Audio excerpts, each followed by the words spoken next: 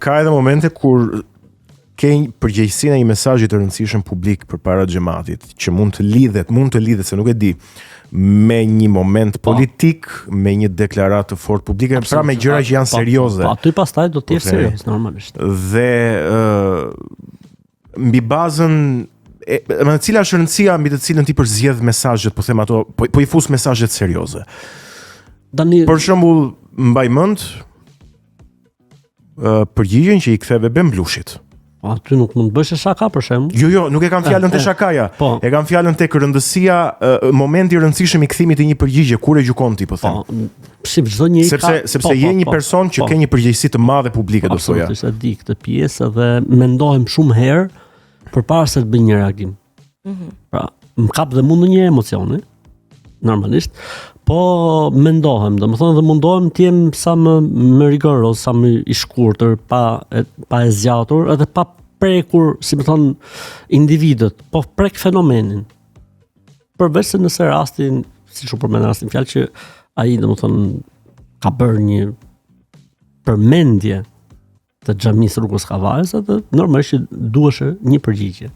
Po ta dëgjosh mesazhin të plot, domethënë unë kam trajtuar, domethënë se nuk është sepse nga pasazhet e tij thoshte sa e ka dëmtuar Islami Rrugën e Kavajës, nuk e ka dëmtuar komunizmi. Sa e ka dëmtuar Islami Rrugën e Kavajës, nuk e ka dëmtuar komunizmi. Ishte pastaj, pra ishte qartë azi mesazhi që i drejtohej xhamisë dhe Islamit, edhe nëse do ishte xhamia e Rrugës Kavajës shumë problematike, ti mos thua Islami, sepse sepse po flet për një ndërtesë për një besim. Edhe domethënë dua të them domethënë që këto pastaj çdo njeri ka parametra, si çdo qendrim që mund të mbajë dikush që ka rolin e liderit. Në rastin tim unë jam lider aty tek xhamia, udhëheqësi i xhamisë, normalisht që edhe unë do të shoh pastaj kur ja vlen, kur nuk ja vlen, edhe masa se sa duhet të azhornohem në gjën dhe sa duhet të rriqem. Ishte rasti, beson, po ta bëj pyetje drejt rasti një islamofobie? Mendoj se ka shumë ngjyra tek islamofobisë. Po, absolutisht po. Sepse është bërë një krahasim mes muslimanit dhe islamikut, që faktikisht gjithë normat e islamikut aty janë normat e muslimanit. Pra, mendojnë që është krahasim i paqen, që nuk i paqen. Mund të ishte saktë thoshte muslimanit dhe radikalit islamik. Muslimanit dhe ekstremistit, për shembull. As radikal islamik nuk apo po themi mund të përdorte. Po jo thosh mes muslimanit dhe islamikut. Në radhë parë termi islamik nuk ekziston askund në gjuhën fetare. E dyta, ti thua muslimani pin raki, islamiku nuk pin. Po ku është kjo gjë më? Aman se po ktheheshim gjithë musliman. Po, aman më ku është kjo gjë se do ishim bot gjithë musliman valla. A kupton? Mendoni që shpesh feja është e keq interpretuar? S'ka dyshim që mund të ketë momente keq interpretimi, po unë mendoj që ky brezi i ri i teologëve dhe i hoxhallarëve është një brez i mirë studiuar, domethënë që kanë studiuar, kanë lexuar. Nuk është më, si më thon, brez i autodidaktëve. Pra njerëz që kanë marrë shkollën me të dëgjuar ose çka ka pasur ai hoxha tani po i thot ky tjetri. Tani bota është me lexim, me gjithë janë të, domethënë të edhe në mënyrën se si njerëzit, pra po flas për njerëz thjesht, jo për ata që detyrimisht bëjnë një. Pra, dikush pretendon që është njëri më i mirë se sa unë që nuk fal 5 vakte sepse ai shkon fal. Normalisht çdo bashkësi ka edhe ato firot e veta. Edhe ne si bashkësi normalisht do të kemi njerëz që nuk i kapin gjërat ashtu siç duhet, nuk i mendojnë gjërat ashtu siç duhet. Po faktikisht domethënë në Islam thuhet mos paragjyko. Është shkruar aty, mos paragjyko. Sepse zemrat e njerëzve, mendimet e njerëzve i din vetëm Zoti. Kështu që mund të jetë dikush që s'ta mush synin fare, po mund të jetë shumë mirë se sa dikush tjetër që ty duket wow. Kështu që nuk është kjo punë që ne gjykojmë. S'na ka lënë Zoti neve këtë pjesë. Po, unë atë që sillet mirë trajtoj të mirë, atë që sillet keq e trajtoj si të keq. Ai mund të jetë shumë i mirë, po unë bëj çfarë ai i përgjigjem si sillet ti, po që të gjykosh pastaj në brendësitë të njeriu, pastaj kjo s'na takon neve. Dua të bëj pyetje. Përgoj që unë po ha bonon për të bëf të mirë. Të bëf të mirë.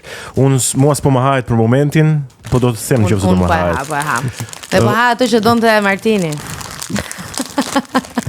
Mirë, po marr një kështu. Merr një kokoshka. Se kur erdha në fillim tash e pas keni bosh, po e mbushët bravo. Me kokoshkat e Cineplex, po e marr edhe një unë. Hoxh. Bëj bismillah. Me bismillah. Dëgjoj. Islami si dukuri sociale, jo vetëm në Shqipëri, po dhe në gjithë Evropën, është kjo pikpamja që mund të jetë e fryrë, po themi edhe në nga qarqet islamofobe që po na pushtojnë, po vinë këta, po na pushtojnë. A ka një rritje, po themi të besimtarëve musliman, një fenomen që vërehet dekadat ose vitet e fundit në Shqipëri, por edhe në botën e perëndimit. Kam parë një statistikë për këtë gjë. Gjitha fetë dhe besimet rriteshin nga 0.5 deri në 0.7% nga vitin në vit. Islami rritej 1.5 deri në 1.8% në vit. Pra, kemi një prirje që njerëzit duan besojnë. Dhe unë këta e kam bindje. Njerëzit natyrshëm do të shkojnë tek besimi. Po diku, do të thonë, ritmet mund të janë më të shpejta, diku tjetër mund të jenë ritmet më pak të shpejta. Po pse? Si e gjykon ti? Të paktën në Shqipëri flasim për mjedisin që e njohim. Se në Evropë mund të ketë arsye dhe shkaqe të tjera që lidhen edhe me trashëgiminë koloniale, me emigrimin, me të tjera. Konvertimet në Islam nuk janë fare, s'kan lidhje me të kaluar, po flas për konvertime në Islam. Okej. Unë mendoj se njerëzit janë të prirur në natyrën e tyre të gjejnë atë që është jashtë varëcisë.